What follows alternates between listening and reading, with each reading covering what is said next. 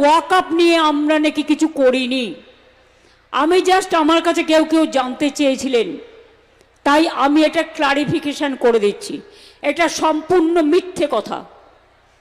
আমরা সরকার থেকে বিধানসভায় কেন্দ্রীয় সরকারের এই স্বৈরাচারী মনোভাবের বিরুদ্ধে বিধানসভায় আইন পাশ করেছিলাম, জোর করে অবৈধভাবে ওয়াকআপ প্রপার্টি কেড়ে নেওয়া যাবে না।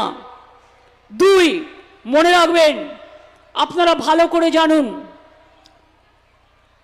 82,000 ওয়াকআপ প্রপার্টির তথ্য ইতিমধ্যেই আমরা আসার আগেই কেন্দ্রীয় পোর্টালে ছিল। এটা আমরা করিনি, কিন্তু আমরা এখন যে পোর্টালটা করেছি WAMC পোর্টাল এবং নতুন UMEED পোর্টাল, এর পার্থক্য হলো শুধু আপলোড করার প্রক্রিয়া। এটা সুপ্রিম কোর্টের নির্দেশে। তাও এটা আপলোড আগে কে করতো? ওয়াকআপ বোর্ড, আর এখন আপলোড করবে কে? মতোয়ালিরা। তো মতোয়ালিরা কাদের লোক? কোন সম্প্রদায়ের লোক? আমরা সুপ্রিম কোর্টে এর জন্য কেস করেছি এবং সেখান থেকে এটাকে রেকটিফাই করেছি।